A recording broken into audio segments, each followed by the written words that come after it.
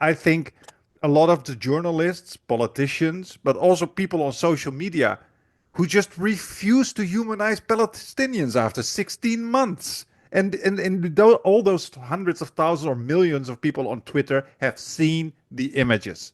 They have seen it and they still go, they still react with, oh, release the hostages. Oh, then you shouldn't do terrorism. Oh, you shouldn't do this. You shouldn't do that.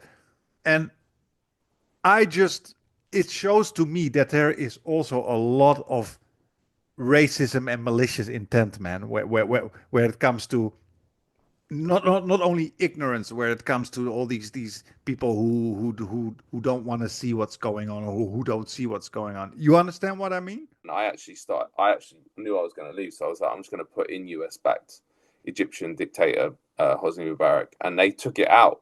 So, I like it. uh, so you, it, but the system only has to reveal itself when you get a little fly in the ointment like me, and they barely ever appear. And I obviously didn't last very long there.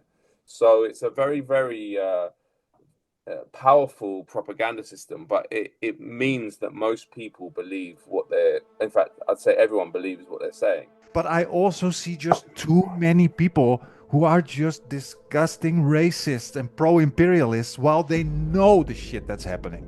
And I Yeah. feel that there's a kind of nefariousness behind that stuff. That it's just not that you cannot just refute as, oh, they're just ignorant, they don't know. You know what I mean? I did a debate at the King's College London the other day, the War Studies department, and it was with students, so it wasn't academics, but I'm sure they're just echoing what they've been told by their professors. But they were there was this whole big debate about, can the liberal international order be saved in an era of in the multipolar era, and I was just like saying to them, look, the liberal international order is a fiction.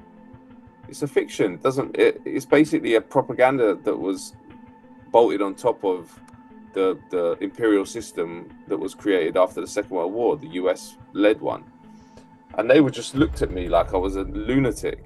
And then they were basically saying, well, the principles that we uphold by since 1945 of spreading democracy and caring about human rights. And as she was speaking, I interrupted, because you can do that. I put up my hand. This is one of the students, and I said, "Can you just square what you're saying with how we installed and have supported the dictatorship in Saudi Arabia for the last nearly 100 years, including having soldiers actually in their army to protect the dictators from being overthrown in a democratic process?" And she just looked at me like she'd never even thought it. It's baffling to me that independent journalists, such as yourself, independent thinkers, actually probably know much more about the way the world and geopolitics works than people who spend their life in their political sciences. To the extent, Matt, seriously, I see presentations by scholars and seminars and everything, and they talk about international relations and all that stuff. And I talked to Peter today. I said, man, most of them are just stenographers for the powerful. I kid you not.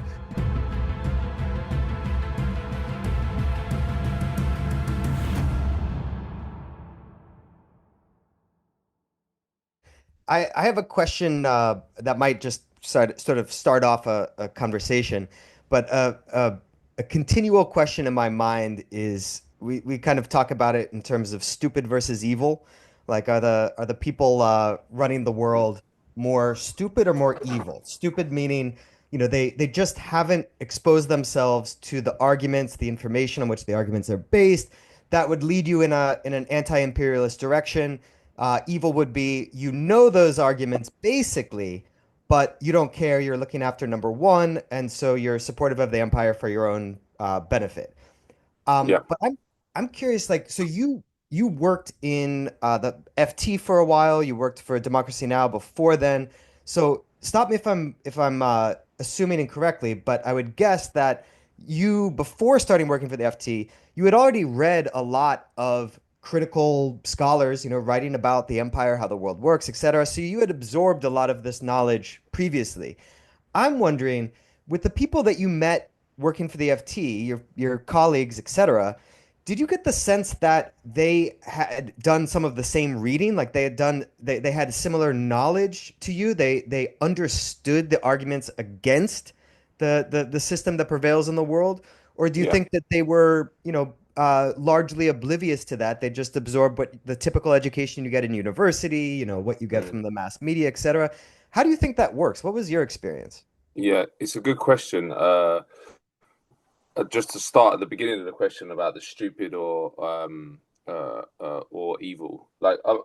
So as you mentioned, I worked for Democracy Now before the FT, and also I'd been involved in anti-war activism in the UK around the time of the war in Iraq when I really became politicized. So my politics were kind of already set. Uh, um, in terms, and when I say set, what I mean, obviously, I'm open to new evidence, but what I mean is I had a critical understanding of how the world works and understood that a lot of what we're fed is not true.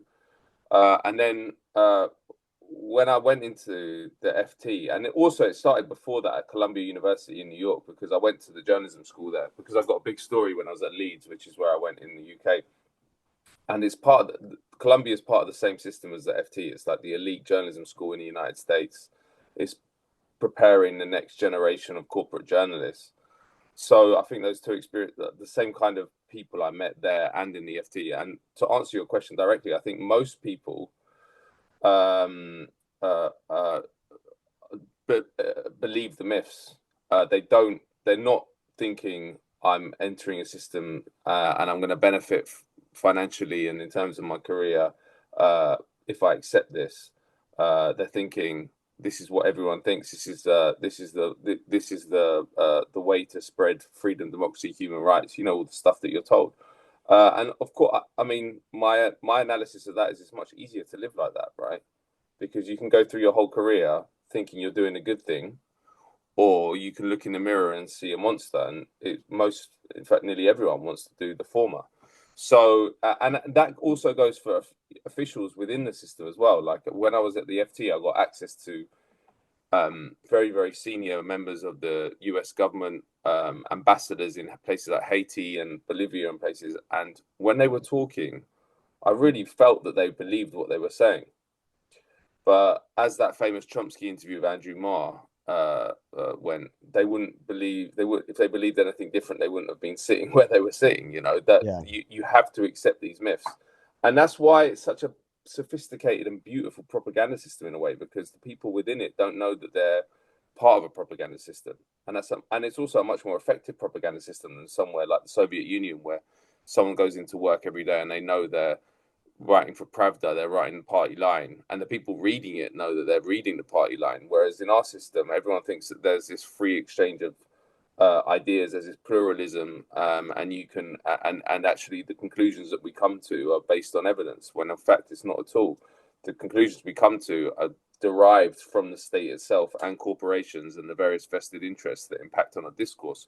So yeah, I think that people believe it. I mean, I have to say, interestingly, the part of the political system now, which is a kind of a massive rupture, has appeared, is with Trump, because I think Trump is aware of a lot of the rubbish that's put out by the liberal imperial system, because the American imperial system is a liberal one, i.e., it's justified in liberal terms: free trade, national sovereignty, economic freedom, democratic elections. These are all the things, these are the buzzwords, when in fact the truth isn't there, but there's a whole propaganda infrastructure to push that on the world and to justify American power. And Trump's kind of, with the defunding of US aid, he's kind of saying we don't need to do this anymore. And also with his rhetoric where he said we're going to annex Greenland, we're going to annex Panama, he's just like, look, let's just be proud imperialists. I'm not saying he's not an imperialist, but he is one. But he's just like, we don't need to give all this bullshit about what we do around the world. Let's take all that money away and put it into, I don't know where he's going to put it, but I'm sure it won't be anything good. But that it's very, very interesting. So the most devoted followers of this what's called the rules-based order or the liberal international order are liberals, and they are basically. I think of them. I'm an atheist, but I think of them as kind of religious zealots because it's a secular religion. And it's even more impervious to evidence than religion because at least with like Christianity or whatever it is, there's a lack of evidence for a lot of it. But in the case of American exceptionalism and liberal international order, there is a lot of evidence. It just all points that that theory is wrong or that conception is wrong. And to be honest with you, one of the major takeaways I had at Columbia and FT is how hard it is to resist the systematic pressure on your mind of all these theories. It's basically impossible unless you want to go through life banging your head against the wall in an ecosystem where everyone thinks you're a weirdo or a maverick, which is things I got called. No one can last 20, 30 years within that and come out the other side. So everyone gets ejected. Either they get fired explicitly or they just leave because they're not happy anymore. But that's a very, very small fraction in kind of infinitesimal portion. Nearly everyone just gradually becomes part of institutionalized thinking and starts regurgitating propaganda. And the beauty of it also is it's not active propaganda. A lot of the propaganda within the corporate media and the FT, the Guardian, wherever it is propaganda by omission. So at the FT, I wasn't ever lying, and it actually had a high onus on getting information right because people are investing based on that information. So you can't get things wrong in the same way you might be for other media. But there's just certain things you don't think you're not allowed to say, but you're not told you don't have to say them. You just slowly understand what you can and can't say. And I mean, there's specific examples because I started testing the water. And I mean, I use this example a lot, but it's quite illustrative. It's like you can say Hezbollah is a Iranian-backed militant group, but you can't say Saudi Arabia is a Wahhabi-backed, a US-backed Wahhabi dictatorship. Both things are true, but yet you only put the qualifier in when it's an official enemy. But no one's told anyone. No one. When I started the FT, no one said you can't put US-backed Egyptian dictator Sisi or Mubarak or US-backed Wahhabi dictatorship. No one said that, but it's really, really interesting. When you're in it, it's actually really, really hard to even write that on a page when you're at the FT, despite no one ever telling you can't. And in fact, when I was there, it was Mubarak, and it was around the time of the uprising against him. And I actually knew I was going to leave, so I was like, I'm just going to put in US-backed Egyptian dictator Hosni Mubarak, and they took it out. So I like it. But the system only has to reveal itself when you get a little fly in the ointment like me, and they barely ever appear. And I obviously didn't last very long there. So it's a very, very powerful propaganda system, but it means that most people believe in fact, I'd say everyone believes what they're saying. And of course, there's so much intellectual backgrounds to all these theories because they have all the money. The corporations of the state have all the money, so they can pay for the think tanks. They can pay for the academic institutes to come up with nice, sophisticated theories to justify these institutions and this global system. And on the other side, it's just we're marginal. I mean, there's a lot of rich literature around critical of this stuff, but it's marginalized and it's not doesn't have an impact on the mainstream. So and in fact, it was interestingly, like when we started Declassified, it was the same thing. Like most of the work we did, or I was doing there, was based on open source information. It wasn't that the information had to be prized out. It was just that everything that wasn't conducive to the state narrative was just not picked up by the mainstream media.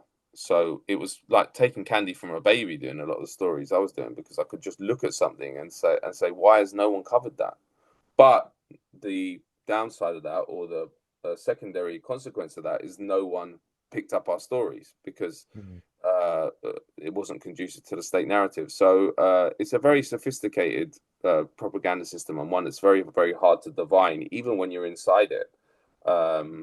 but I think that it's been exposed a lot more in recent years, or in recent decades, because of social media. Now we have an avenue to circumvent this system, and that we haven't had that. Basically, the people haven't had that since the birth of the printing press, because the printing press was always owned by the business leaders or oligarchs, and they printed the papers, and you basically got all your information through official channels.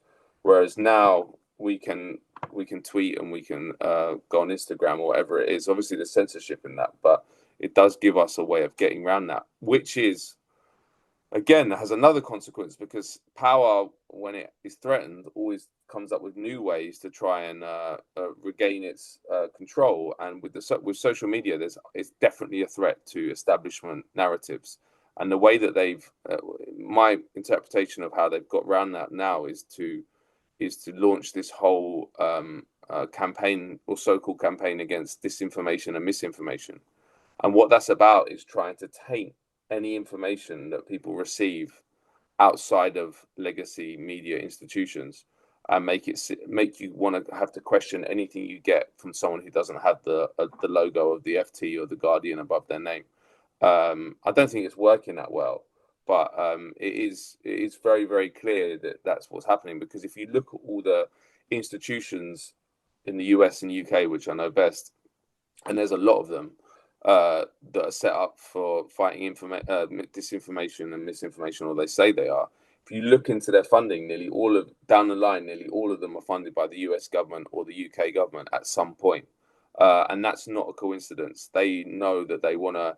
That's the way they're going to. Short of actually just closing down social media, which they can't do, they need to taint that information and make people question themselves when they're receiving information from independent people outside of the state corporate nexus. Yeah. No, I think Peter and myself, we are actually we can relate to what you're saying, actually, because we are ourselves in an elite university here in Asia, and of course you come across a lot of scholars also from elite institutions in the West, and I was coincidentally talking about it today with Peter, uh, after actually seeing the conference with Jeremy Corbyn and yourself and who was the guy, Feinstein? I think his name is Feinstein. Andrew Feinstein, yeah. And Andrew Feinstein and Khalili, the lady. Yeah. Very good conference. And I remember thinking, it's baffling to me that independent journalists, such as yourself, independent thinkers, actually probably know much more about the way the world and geopolitics works than people who spend their life in their political sciences. To the extent, Matt, seriously, I see presentations by scholars and seminars and everything, and they talk about international relations and all that stuff. And I told to Peter today, I said, man, most of them are just stenographers for the powerful. I kid you not. It's like, seriously, every time they talk about, for example, sanctions regimes, talk about sanctions. Every time when it's about the countries that are sanctioned, it's regimes. It's always regimes. And then it's the US government and EU government that are imposing these sanctions. And then when it's people who resist against those regimes, they are considered, what was it again, rebels? Did they say rebels? Something like that? Rebels. But if those same rebels don't resist their own regime, but fight against the power that does the sanctions, guess what they are? Terrorists. Terrorists, yeah. Yeah. And what you're saying is so true. There is this complete institutionalized, mechanized system of propaganda, from the media to academia to algorithms on social media, that just create a complete false consciousness inside human beings, a complete false narratives that people just hear every day, that kind of Overton window in which we move. and that is the reality of our understanding. And if we actually challenge that, I remember challenging sometimes some of these academics. They think you're nuts. Yeah, They think like some would say like, what do you think, that all politicals are psychopaths or something, and they do that on yeah, purpose? yeah, And yeah, I'm yeah, thinking in myself, yeah, actually, yeah, they are psychopaths. They do that on purpose. You know what I yeah, mean? yeah. And that the problem is that Peter, I do agree with Peter and also with you, Matt.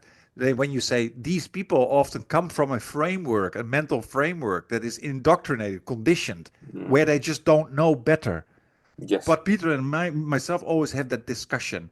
Is it malice or is it ignorance? And I am a pessimist. I believe that often it is actually malice. I believe there Okay. are people who do know, but just on purposely try to mislead people. I think, for example, politicians such as Tulsi Gabbard, she knows. She knows Mm, what's going on, but she still says it's radical Islam. That's the mm, problem, mm, not US mm, imperialism. mm, Okay, she says regime change wars is bad, but at the same time, okay, it's good to do drone wars and it's good to do the mm, war on terror. And I think these people are there's malicious intent. That's not mm. benign. You know what I mean?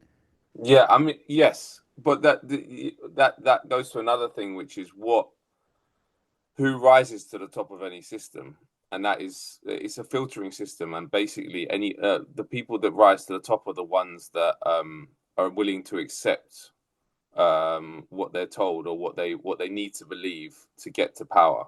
The question of whether they do that consciously or subconsciously, I don't know. But Tulsi Gabbard is one example of like an outlier in that she did express opinions which were outside of the sort of liberal consensus in Washington before she got into power. So yes, she probably is one that knows how it works. But someone like Keir Starmer in the UK, like he's a void. He doesn't have any politics. And I also think this is another important issue that isn't talked about enough. Too much in the media, and this also feeds into the propaganda that we have of adversarial political system where different political outlooks duke it out based on principled lines. That's not true. So many of the politicians are just voids that get blown around by whatever interests are impinging on their policy making. Like Keir Starmer doesn't believe it. He'd be a conservative today and a socialist tomorrow if it's in his interest to get to power. And in fact, it's quite clear with him. He served in Jeremy Corbyn's shadow cabinet, so he was working to make Jeremy Corbyn leader of the Labour Party for 4 years, and yet now he's saying he's participating in the genocide in Gaza. He's smashing the poor and disabled in the UK. So yeah, I think, and that's what someone like Keir Starmer rises to the top because they're willing to do whatever, and someone like Jeremy Corbyn, which was a complete shock and outlier in British political history. He should never have got anywhere near the position he did, but he was destroyed because he wasn't willing to do what he was told. Yeah, it's interesting what you say about academia as well, because I've been doing more talks at universities now, and it is shocking how little independent thought there is. Like you said, like academics, and it's the same in the media as well, but academics, there's so many, including established ones, who just say narratives or perceptions which they've literally just been told. They've not cross-referenced it with any analysis of evidence or anything like that. Like the liberal international order, I know I mentioned it before, but the reason I mentioned it, I did a debate at the King's College London the other day, the War Studies department, and it was with students, so it wasn't academics, but I'm sure they're just echoing what they've been told by their professors. But there was this whole big debate about, can the liberal international order be saved in an era of in the multipolar era? And I was just like saying to them, look, the liberal international order is a fiction. It's a fiction. It's basically a propaganda that was bolted on top of the imperial system that was created after the Second World War, the US led one. And they were just looked at me like I was a lunatic. And then they were basically saying, well, the principles that we uphold by since 1945 of spreading democracy and and caring about human rights. And as she was speaking, I interrupted, because you can do that. I put up my hand. This is one of the students, and I said, Can you just square what you're saying with how we installed and have supported the dictatorship in Saudi Arabia for the last nearly 100 years, including having soldiers actually in their army to protect the dictators from being overthrown in a democratic process? And she just looked at me like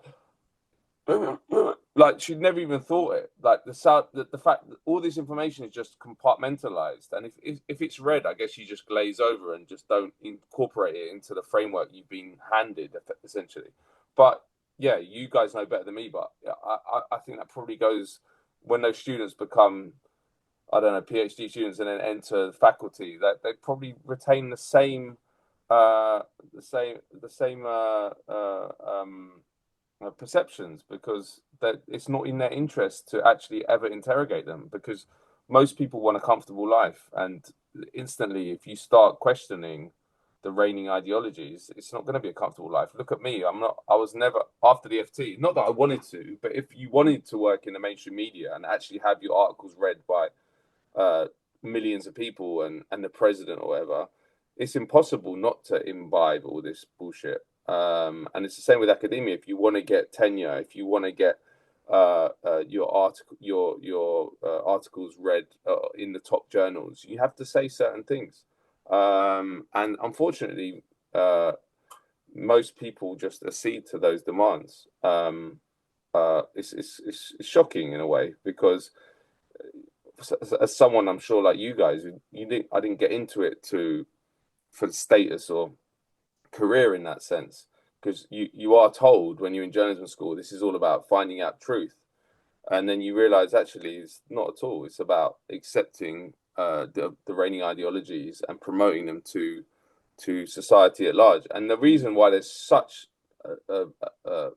small pockets of independent thinking in the elites of academia and journalism is because it's very important for the powers that be to have control over institutions that have an impact on public perception of these issues. Like, they don't care. So that's why you see actually a lot of more radical, high profile radical comedians or something, or actors, because they haven't, there's no interest in the same way for the state to indoctrinate those people, because they're getting up on stage and singing a song, or giving a comedic performance. They don't need to indoctrinate them in the same way, which is why there's many more like musicians speaking out in the UK against the genocide in Gaza than there are actually famous journalists or academics. So it's all a way of just making sure the truths that you guys talk about, that I do, just never ever get to a mainstream audience. That is because the information war is everything. The information war is everything. If people knew the truth, things would change very quickly. And if the resources of the media, like the BBC, I've talked about the UK, but if the resources of the Guardian, the BBC, the Telegraph, the Sun, all these institutions, if they were used, if they had hundreds of journalists with the same predilection that we had at Declassified, where there was 3 of us, the whole system would have to change within a couple of months. I really believe that, and that is why the press is allowed to be free, because they don't move, they don't tell the truth. If they started doing it, then you'd see repression really happening, because that's how the system it works. When it's a perfectly integrated whole, when it's working as it should. When it stops working as it should, when someone like Julian Assange is revealing the true secrets of how power works, then you get put in prison for 5 years in maximum security prison. So it's like that Rosa Luxemburg quote, isn't it? Those who do not move do not notice their chains. And no one in the mainstream media is moving, so they all think that they can write whatever they want. But if they started writing things that were outside the acceptable terms of debate, and things their proprietors didn't like or thought were too outrageous, then they'd instantly be out. But the beauty of it is they never even think to say those things, because they've already been filtered out anyone who might have thought those things. So yeah, it's pretty interesting. Yeah, there was a I don't know if he was a journalist earlier, but there was an op-ed writer in the U.S. like 100 years ago. This guy H.L. Mencken, who wrote, I think, the best essay on this topic. He called it The Dismal Science, and he was talking about economics. But what he said was is very easily applicable to poli-sci, to journalism as well. He was talking about some event where some economist at a university was fired or some such thing, and it seemed as though the reason why he was dismissed was he took a position in favor of some striking workers, and that was very, unpopular among the owning class. So even though Mencken himself was a right winger, very pro-capitalist, anti-socialist, et cetera, he writes this really fascinating essay where he's like, the thing that makes me worry about these economists, with whom I agree, mind you, like I'm very pro-capitalist myself, but what gives me pause is the thought that they are not free to take the opposite position if they so Mm, wanted. And why is mm, that? You can say that a professor of chemistry is free, or a professor of astronomy is free. But when it mm. comes to economics, their freedom is as plainly, not plainly conditioned, but is more subtly conditioned than a professor of theology. You can't just Mm. be like a Christian theologist and then say, you know what, I'm Hindu now or Muslim now or Yeah, whatever. yeah, yeah, So yeah, yeah. so he points out, why is that? Because economics is the science of the ways and means by which people came to be in such a position and maintain themselves in such a position that they can hire and boss professors. Yes, yeah, yeah, And that goes for political science. It touches the core of power, and it goes also for journalism. yeah. And I think the way it works, again, like going back to our earlier point, is mostly stupidity. I mean, malice is a thing that has different colors and you can see it in different ways. But when I talk about stupidity, or rather ignorance, not stupidity, it's really just ignorance, Mm, is that even the owners of the economy who are thinking about, we want to fund a chair in economics, and we want to make sure that the person in that chair, promotes free market economics. It's not like they have read Marx mm, or any number of different, paradigms in economics, ecological economics, post-Keynesian, Marxist. They don't know any of that. They haven't read book after book after book, giving them a different perspective on how the world actually works. And then they mm, look at that and say, you know what? That's probably true, but it doesn't benefit my interest. So I'm going to mm. promote something I know to be false because I know it does benefit my interests. Exactly, There, yeah, there certainly is that self-interest involved, but the starting point is they're ignorant of the yeah, criticism. They're yeah, ignorant of the other perspective. And yeah, that's why I was asking the question, because I was assuming that in journalism you have, your bog standard products of the US or UK or any other Western country's educational system and media system, where you go through life never even learning the criticism or the critical approach in the first place. And so when yeah, you don't know that other perspective at all, except as a caricature of, something that like China or Russia is promoting nowadays, or before it would be like, oh, those are ideological people who are different from us, like clear thinking people. You just don't know it. So the standard belief just seems like that's just true. There is a US led rules-based liberal international order because I read about it all the time. I hear about it from politicians. I get the basic idea. We're creating this free trade world where everyone can get rich and it's all about, the merit that you have, and that's what your reward is based on. And so, yeah, yeah. it's No, I think it's a bit different with journalism, though, in that, and this is why I liked journalism.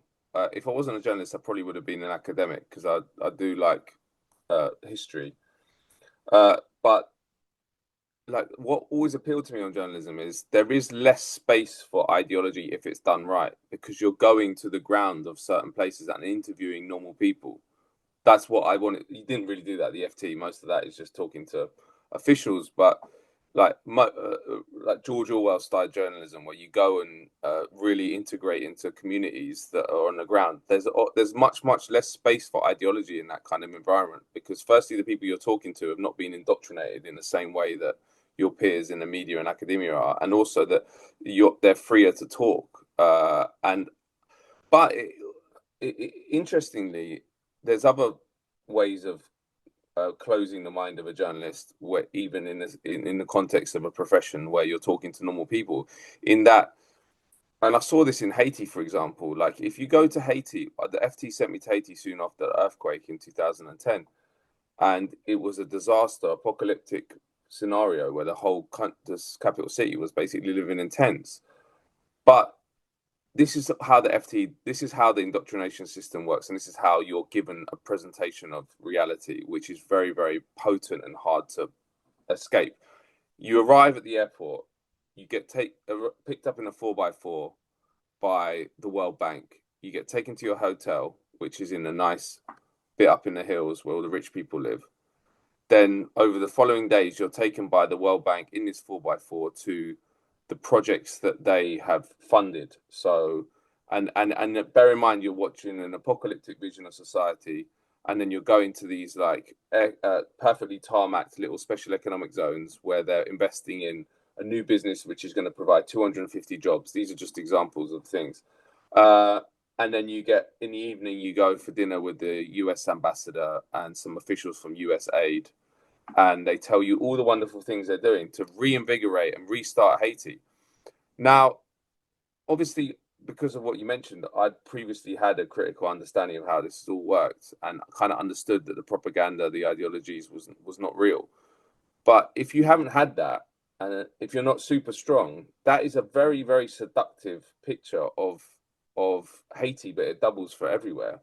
And your life is not, you're staying in the nice hotels. If you started questioning that, first you'd be out of a job. You wouldn't be functioning in this ecosystem at all. So and the truth is actually sorry to quickly jump in for a second. It's also that you then just, these people are also willfully blind. Yes, of course they are.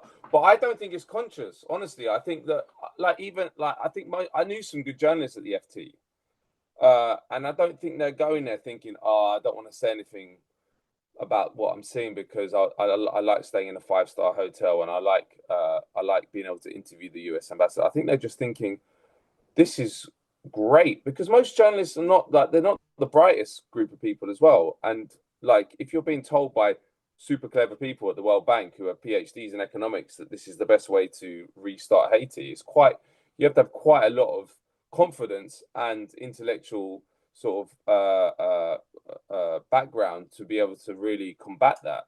But and also the truth is hard to find as well, because, for example, in Haiti, I was taken by the World Bank to a special economic zone in the north of the country, which was being funded by US Aid, and we went in and interviewed the CEO, and he was like it was a Dominican company that built this, the SEZ with aid money, and he was basically like, I went in and we started talking, and he was saying, "Yeah, this is great. We get X number of jobs. We've got a trade union. They've got health facilities." Like, it was sounded really good, and then he brought in a worker to give answers to my questions while he was sat there, by the way, where he was like, "Yeah, we're treated really well, we're really good." And how do you contradict that? In the racket, my book, I kind of wrote about that experience at the FT. I'd say that I went, after I came back from Haiti, I looked at the WikiLeaks cables and found this SEZ that had been presented, and found out that actually it had been built on peasants' lands that they didn't want to move, so they've been forcefully removed. Number one. Number two, that the US was concerned about the trade union which had opened on the SEZ because it was populated by radicals early on. So they smashed that trade union and created another one, which was the one he was telling me about, and it was basically a co-opted trade union which didn't have to do anything for the workers; it was working for the company. So this was like, but if no one at the FT is going to consult the WikiLeaks cables. Also, if it wasn't for WikiLeaks, we wouldn't have access to that truthful information. So in this propaganda system, all the information is coming at you from the powerful vested interests. The information which actually is the reality of it is actually held by peasants who have been displaced from the land that have never got a voice.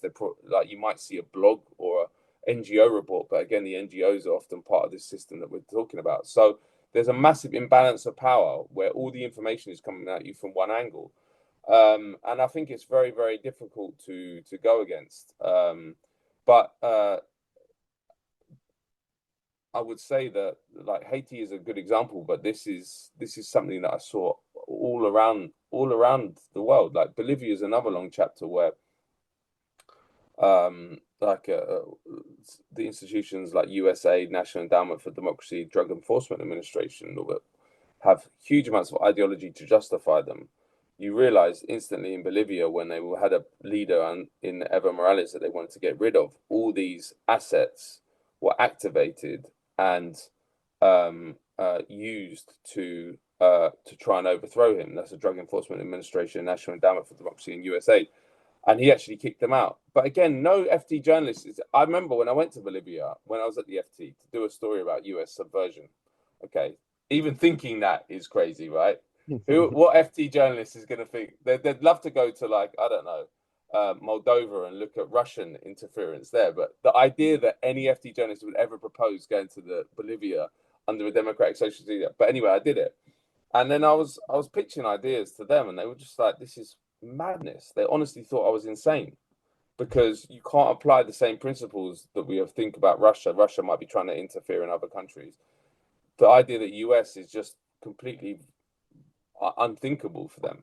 So and then they never got in, and that's how it works. I think it's just a very, very powerful shoehorn that you get put, that you gets done, enacted on you. And there's a famous quote I like, where from Upton Sinclair, where he says it's difficult to get a man to understand something when his salary depends on his not understanding it.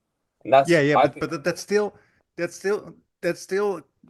is still there. You can still say that, okay, that it is intentional. Why am I saying this? I fully agree with you guys. There are lots of people who are in the system. I mean, come on, I'm in academia, I see them, and I sincerely believe that these people are just propagandized. They believe that stuff. They're ignorant. I totally agree. But I think, and that's where Peter and myself diverge. Peter, you think that pretty much anything is you can pretty much ascribe anything to ignorance instead of malice, and I think, like, well, more than me. Let's put it Yeah, that more than way. you, more than you. Yeah. And I think the whole situation with Gaza just completely flips the script, man. I mean,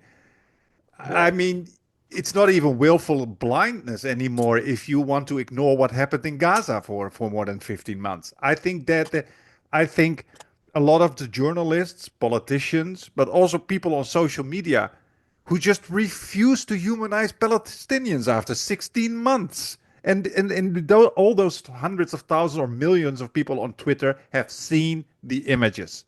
They have seen it, and they still go, they still react with, oh, release the hostages. Oh, then you shouldn't do terrorism. Oh, you shouldn't do this. You shouldn't do that.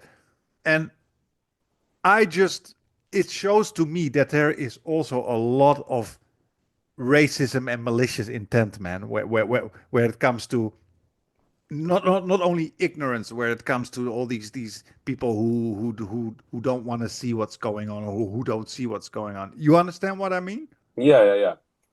I mean, I have to say, I agree with you. Like, on Gaza has kind of changed my perspective, because it's so horrific what we've watched, and then to see these people come out and well, not even basically support it, 100% support it and participate in it, like Keir Starmer and Joe Biden, who are liberals who have,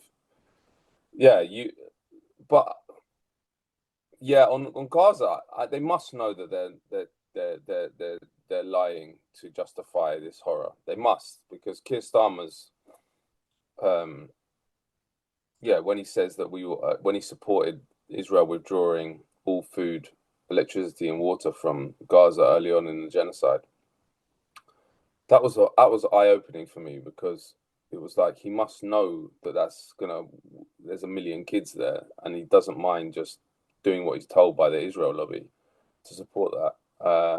But as I say, I think that's more explained by these people.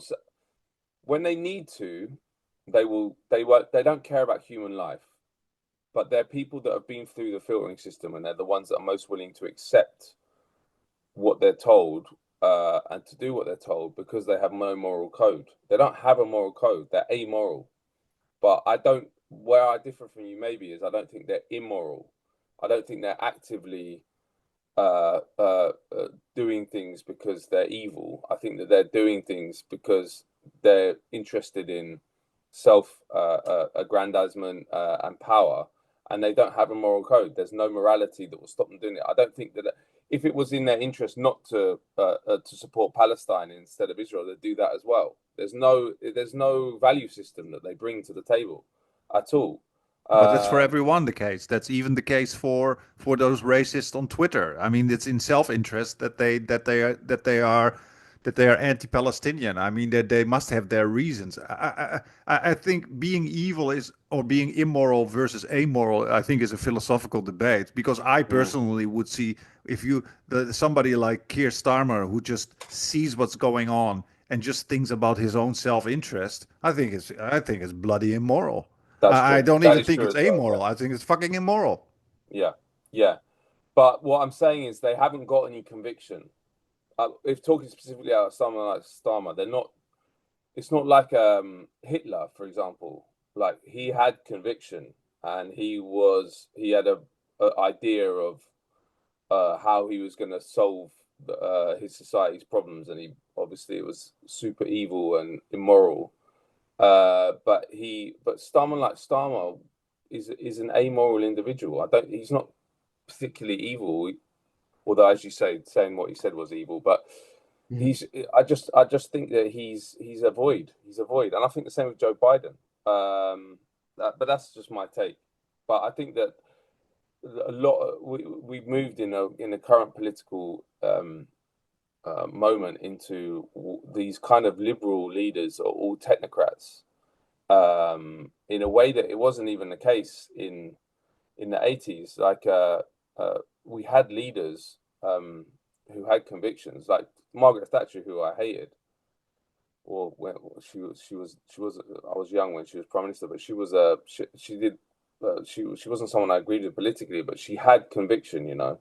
She had an idea of something that would make society or improve society for her friends. Even Boris Johnson, Rishi Sunak, Keir Starmer, it doesn't matter now. In the sort of liberal centre or liberal centre right spectrum, they're just air. These people are air. They don't have any conviction. Boris Johnson doesn't have any conviction. Whereas, and I think that's why the populist right is resurging because Doing evil with or without conviction is still evil, in my opinion. yeah, And killing people with or without of conviction is course, still kill. because you don't And have and any and moral that's why code. I think who said that again about the banality of evil? Who was that? And I Hannah read. Arendt. Anna Arendt. Yeah, the banality of evil. I think she was talking about people like Keir Starmer. Yeah, yeah, yeah. I mean that is as you say, it's a different philosophical question. But I'm just talking in terms of their thought process. Like I think Hitler, for example, with his anti-Semitism, like that came from a place of he had this evil, immoral hatred of a certain group. Whereas I think that Keir Starmer's willing to do evil things, but he's not got any conviction. He's just says what's good for me now. I'm going to do that. That's the difference. But yeah, you could say that there's not much of a moral difference in that anyway. Like it doesn't matter if you're doing evil things because you don't care. How much is that different from doing evil things because of conviction? That's also Yeah. true. But I do think now though that the non-conviction politicians that we have in the sort of liberal to centre right spectrum opening the door for people like Nigel Farage in the UK, for Donald Trump in the US, because no matter what you say about them, they're willing to talk openly. They don't sound like that everything they've said is being prepared for them in a focus group in some boardroom somewhere, which is and people are dying out for that. And that's why the left needs to get its house in order, because if we don't and we don't have people speaking like that, then the far right's going to surge, and it is surging, and in power in Washington and probably soon London.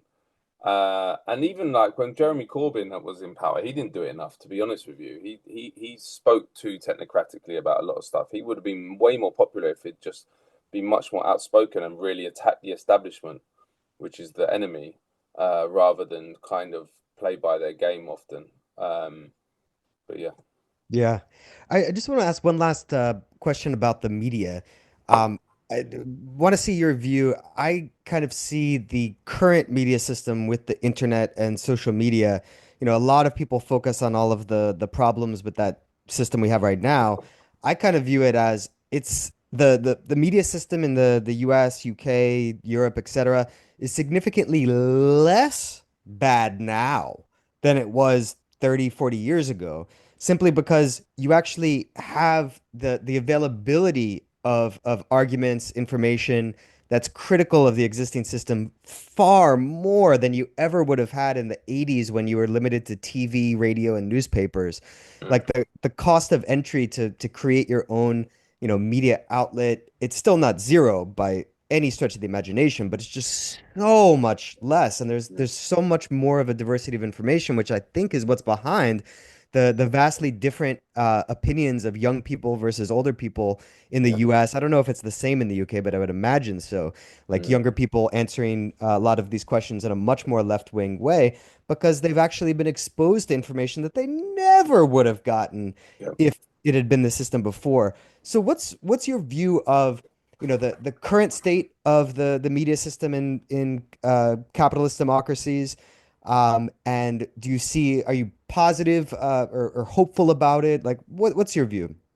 Yeah, I totally agree with what you said, by the way. I think that the internet is revolutionary and has proved revolutionary because, as you said, the cost of entry into actually having an impact on the public discourse is way lower now, and maybe didn't exist during legacy media.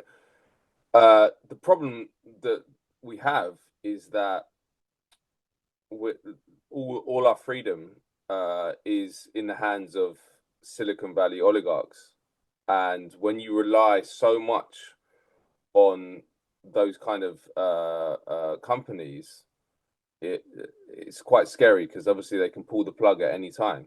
But having said that, there's obviously censorship exists, but in it comparatively to not having anything at all, it's way better. Obviously, it's way better. And actually, the censorship, I haven't experienced the censorship too much on X, which is what I use most. But I started using Instagram again recently. But there is a way to reach millions of people outside, and some of the tweets I do and others do reach millions of people with ideas that you just would not be able to put in a newspaper.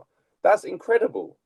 And I actually think that's why Twitter and social media gets such a hard time from the kind of establishment and the liberal media and the liberal journalists, because it is revolutionary and makes them redundant.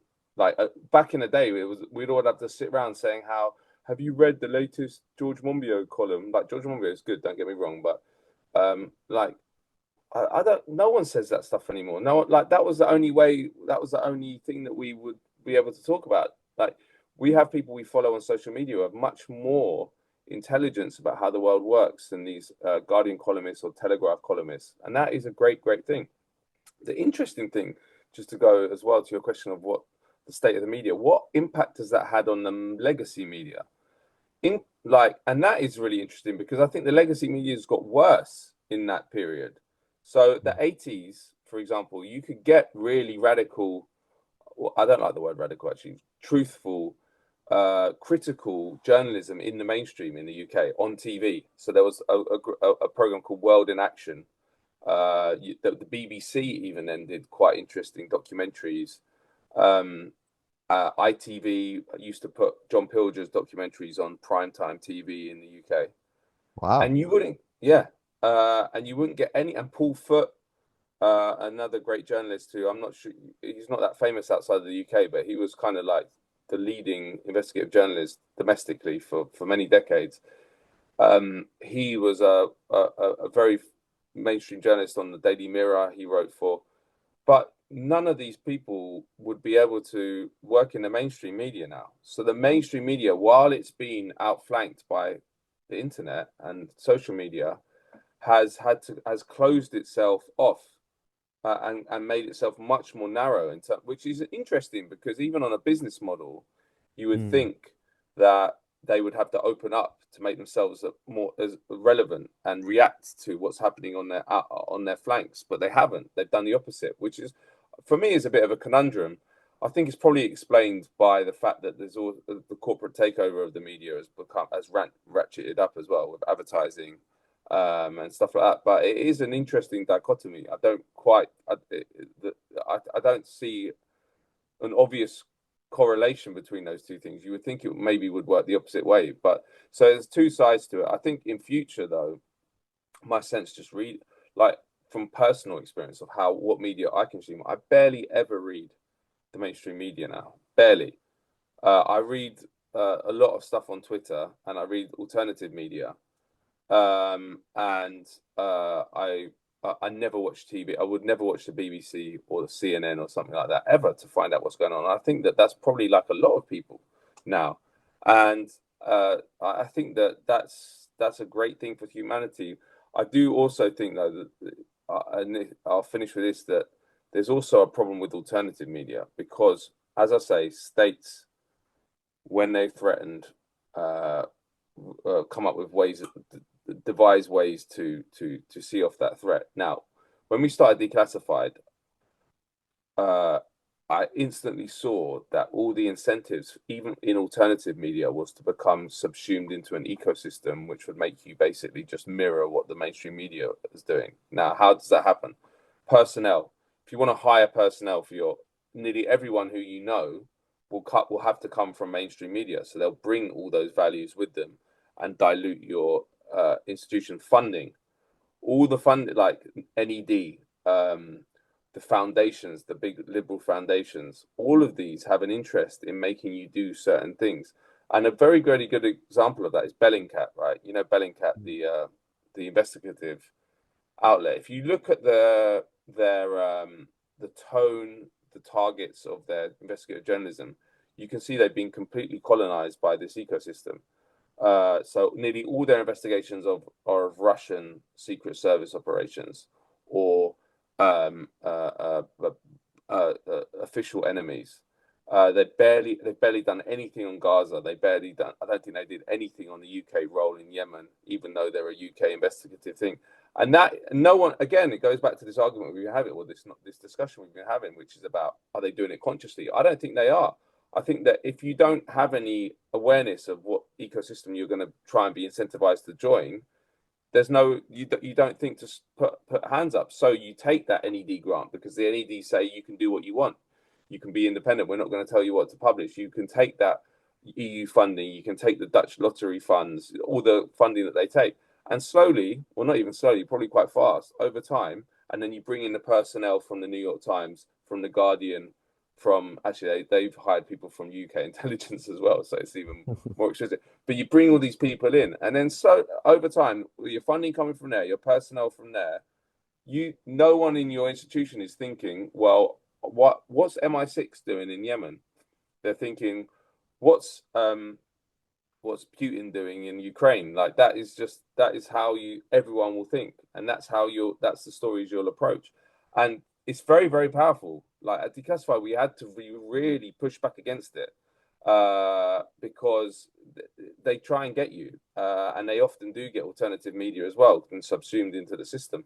That with Declassified, we had a policy early on, and this is another facet of it, which is that if you work with the mainstream media, they change you rather than you change them. So we had a policy early on that we would never collaborate with the mainstream media ever on any stories or in any way. And that was more self-preservation than a principle position. Obviously, it had a principle behind it as well. But we saw that the more you work with mainstream media, the more you become like them. And a good example of that is The Intercept as well. That if you know the website founded by Glenn Greenwald and Jeremy Scahill and Laura Poitras, which was really good at the start. And they got massive. If you looked at their website before it recently went bust or it had a problem and sacked a lot of people, but at one time they had like 40 different reporters, and all those reporters had come from the New York Times and places like that. They were backed by that billionaire Omidyar, and over time you just saw it went from the kind of adversarial, critical approach that it had at the start to become basically started like reading the New York Times, and that's what they want to do. So my experience with the Declassified showed it's best to keep things small for a start, because you can do important work you don't need a lot of personnel. And secondly, you need to be really aware that the state and the corporate sector will want to subsume you into the system and shave off your edges, because they are really threatened by truthful, rigorous journalism, which is what Declassified does. Much more than obviously the New York Times, but much more than Bellingcat, much more than RT or Press TV, because that's the other thing in this ecosystem that I've discovered. It's very hard to just operate. There's no one that will fund you. But basically, you have the establishment media, which has captured the mainstream media. Then you have alternative media, which is dominated by state-funded media by official enemies like Russia or Iran. And the establishment can just dismiss anything that comes off RT or Press TV. So it's much more of a threat if they have genuinely independent, rigorous journalism in the middle of that, which is why they make it so hard to function and build an institution within that space. Declassified is one. There's plenty of others, but you have to be strategically aware, which a lot of people aren't, because they don't have a political outlook. Like they don't, and they've been indoctrinated with all the theories we've talked about. Elliot Higgins, who founded Bellingcat. He soon after he founded Bellingcat went to be a fellow at the Atlantic Council in Washington, which is just like a NATO PR or research department, and he just doesn't think that that's wrong for a journalist to do that, because he thinks, well, the US is interested in promoting free and fair media. The US is promoting good things, and our enemies, the Russians, are doing all the bad things, and that's just what he thinks. But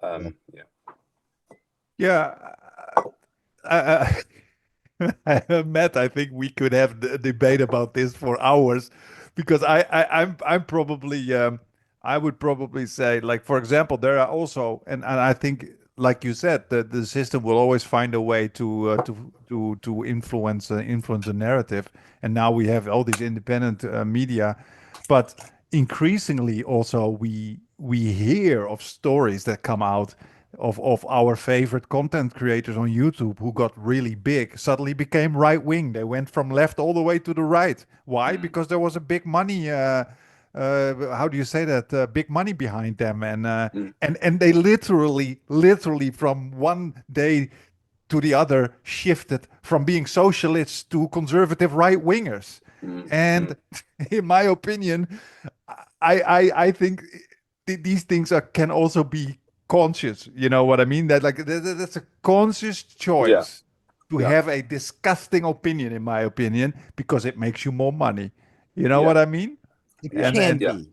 I would agree with that. It can be. I just think it can be, but I also agree with you guys. I mean, I totally understand that if you're conditioned within that environment, you believe that stuff. I get it. But I also see just too many people who are just disgusting racists and pro-imperialists while they know the shit that's happening. And I feel that there's a kind of nefariousness behind that stuff. That is just not, that you cannot just refute as, oh, they're just ignorant, they don't know. You know what I mean? Anyway, you've already been very generous with your time, Matt. So thank you so much for this. We wanted to talk to you about the media, and hopefully we can discuss with you soon about a bit more about imperialism in West Asia. You do a lot of good stuff on that. So hopefully talk to you soon. Cheers. Good to be with you. All right. Great.